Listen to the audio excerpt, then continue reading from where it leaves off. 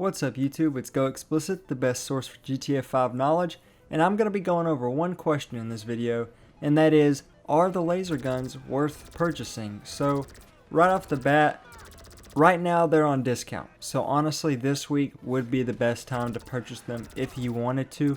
I'm going to cover a few pros and cons that I think are pretty important to know about these weapons, but overall, I enjoy using them. A lot of people don't like them in player versus player just because it's pretty easy to get kills. They kind of see it as like maybe you aren't skilled enough to get kills.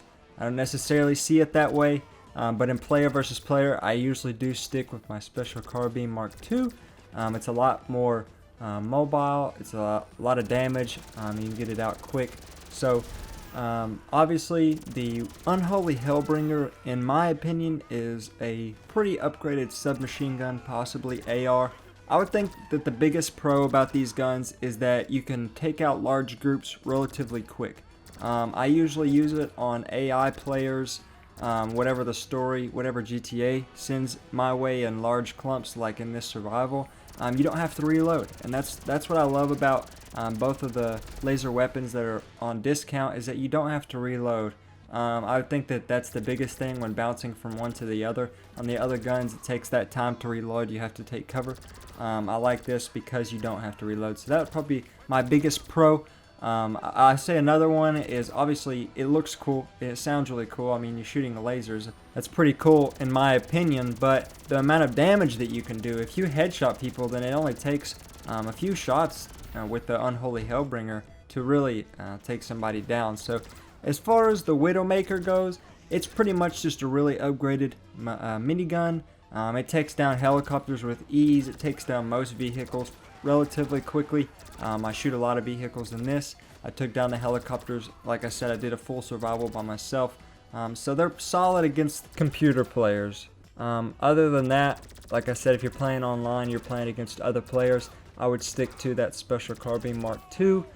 Maybe an RPG if you need to pull it out. Hopefully you don't. Maybe a sniper, the assault shotgun. But as far as, you know, having no weapon equipped and then pulling out the Unholy Hellbringer, it's just too slow in my opinion.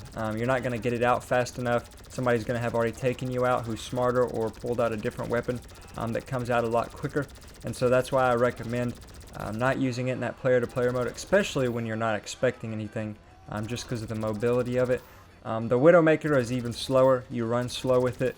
I would only use it when you need to take out a vehicle very quickly, maybe, or maybe in a survival or missions or anything like that. It's not very helpful in player to player. It sounds cool, and it does shoot a lot of lasers relatively quickly, but I just don't think that's going to be very efficient in that player to player mode. So yes, these guns are very expensive, but they are on discount right now. If you go to the weapons shop, this would be the best time to buy them. April 30th through May the 6th, this would be the best time to buy them, unless they were to go on a bigger discount. I know they are expensive. If you're just starting out in the game, this is probably not the weapons that I would recommend first purchasing. I would definitely wait to save up a lot of money for this. If you do have a lot of money, I definitely don't think this is a bad purchase. They're a lot of fun to use, and pretty much any mission that you can do, I enjoy using them. So right now would be the best time to buy them.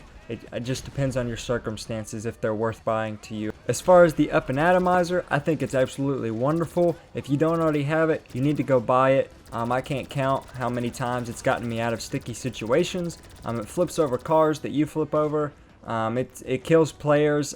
I think it's one of the best guns that I use. It's definitely one of the guns that I pull out the most. And it's slightly expensive, yes, but like I said, it's on discount this week. You need to get it no matter what level you are. I think that the Up-N-Atomizer is useful, so I think that is definitely a purchase that you need to make in your GTA Online career. Kind of covered most of the pros and cons that I can think of. If there's anything else that you guys can think of when using them, let me know, guys.